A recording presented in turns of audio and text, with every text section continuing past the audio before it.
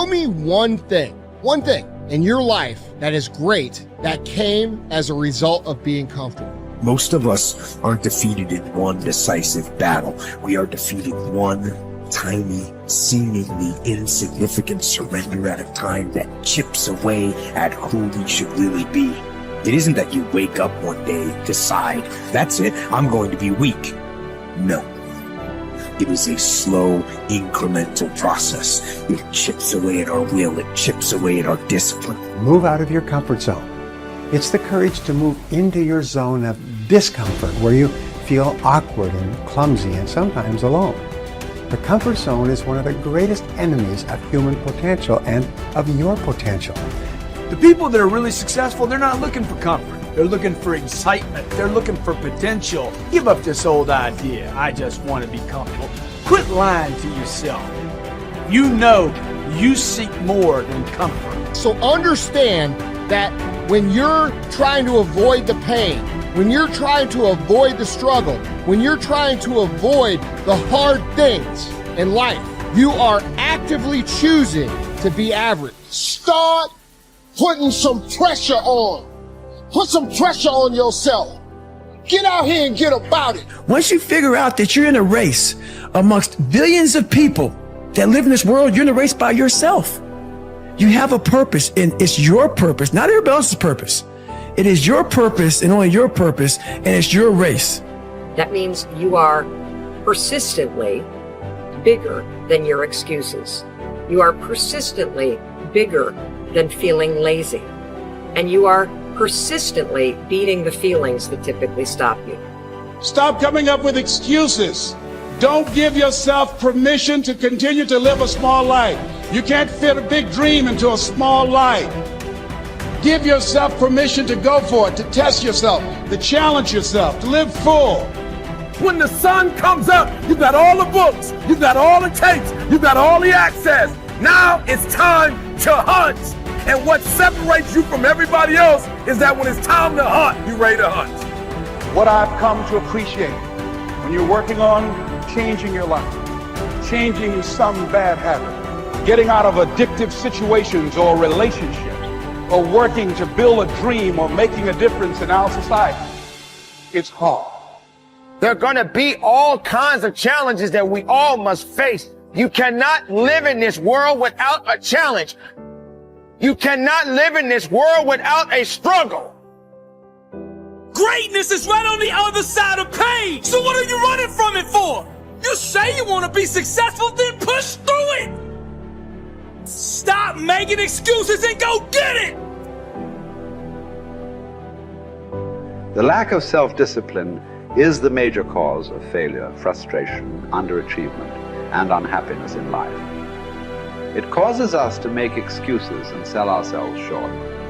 Perhaps the two biggest enemies of success, happiness, and personal fulfillment are first the path of least resistance and second, the expediency factor. The path of least resistance is what causes people to take the easy way in almost every situation. They seek shortcuts to everything.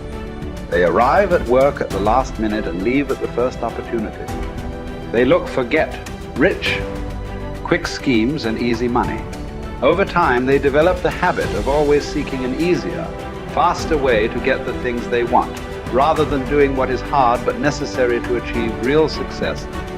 The expediency factor, which is an extension of the law of least resistance, is even worse when leading people to failure and underachievement. This principle says people invariably seek the fastest and easiest way to get the things they want, right now, with little or no concern for the long-term consequences of their behavior. In other words, most people do what is expedient, what is fun and easy, rather than what is necessary for success. Every day, and every minute of every day, there is a battle going on inside of you between doing what is right, hard, and necessary, like the angel on one shoulder, or doing what is fun, easy, and of little or no value, like the devil on your other shoulder. Every minute of every day, you must fight and win this battle with the expediency factor and resist the pull of the path of least resistance if you truly desire to become everything you are capable of becoming. And then when you see people take on more responsibility and decide that they're going to aim up and confront their suffering honestly and forthrightly, that their lives get better and the lives of people around them get better too.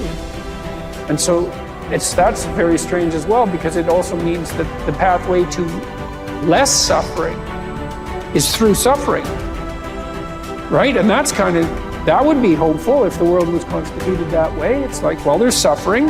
How do you make it worse? Run away. How do you make it better? Confront it. Yeah, but it's suffering. It's like, yeah, but it's there. There it is. It's right there. It's a precondition for existence or something like that. And it's like you have something important to do as well. And you confront it, and that's the pathway to transcending it. We need to figure out, like, now, today, what is, you know, the best way to live your life? What is the, you know, there's got to be ways you can be putting forward the most positive energy. I mean, we know objectively what's causing pollution. We know objectively what's causing birth defects, and, you know, and we're taking in too much chemicals and not enough vitamins. We know objectively all this stuff. We know how to organize our world, and yet we don't do it. We know how to organize our health, and yet very few people do it. We know all these things. The right path to, like, being like a happy, healthy person is to do all the shit that we already know you're supposed to do. Take care of your body, take care of your health, take care of your mind, your stress, meditate, be kind to people. We all know that. I mean, you ask anybody, they know how to get by and to be the most evolved version of you that you can be. I mean, it's not like a magical checklist. If you talk to people about it, you said, okay, here you got a person, you want to improve them, what are the things you're going to do to them? Okay, well, if I was a life coach, the first thing I would say is this guy's got to get on a diet that makes him healthy. I don't mean a diet just to lose weight. I mean just healthy foods in your body, many, many vegetables. Start working out your body and get a better sense of, like, how this machine feels when it's moving, it's flowing better, there's less tension in it, your mind feels like relaxed, and you enjoy every single moment of the day better. Step one, everybody knows that step, right? What's step two? Be cool to people. Be nice to as many people as you can. Smile at as many people as you can. Have them smile back at you. Tip well when you go to restaurants. Just do the most you can. Be as nice as you can, and just still manage to not have people walk all over you. Just get through this life as nice as you can. The average human is capable of unbelievable improvement. That's the thing that's my superpower. I don't think I'm special. I just realized in looking at the science that humans actually are capable of this incredible amount of change. It is the strategy that our species took to be able to pass knowledge on through culture rather than having to have everything be instincts. And in having that layer where we can drink in the culture and read books and learn from other people, and, you know, even now we're all learning from things that people thought thousands of years ago and wrote down. Like, it's insane. It travels through to you, and all of that wisdom stored in culture, so that as your parents are teaching you things, they're actually encapsulating a ton of the wisdom that is endured, whether it's endured from religion or books or whatever. Like, you're bathed in a culture that is giving you all of this incredible information. And so recognizing how powerful and potent that is incredibly meaningful. But you have to understand that you have to allow yourself to believe that you can learn from that culture in the same way that everybody else can. And that's what you're designed to do. Now, for me, that completely gave me the confidence, and I put confidence in air quotes because it's not like I believe something specific about myself. I just believed that the human animal is capable of this extraordinary change. And so now I just needed to point myself in that direction. Now, this is the key. Once I realized that I could get better at anything, it dawned on me that how I spend my time is a spiritual consideration. And I didn't want to die with potential that I failed to turn into skill set.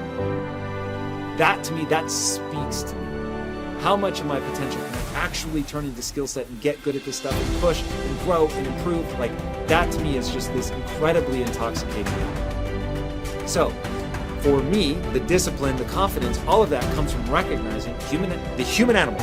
Nothing special about me. The human animal is capable of extraordinary change. I'm going to have to put time and energy into doing it, but I'm capable of getting this change. Therefore, I can do anything I set my mind to. Therefore, it really matters what I choose to spend my time on. Therefore, I want to put structure and discipline in my life so that I can move forward on things that excite me, that matter to me, because I really can have this big crazy dream that I'm thinking of. So my discipline is really born of my desire to have that thing, coupled with my belief that I can actually get there. Desire and belief. Get those two things right, and the discipline will take care of itself.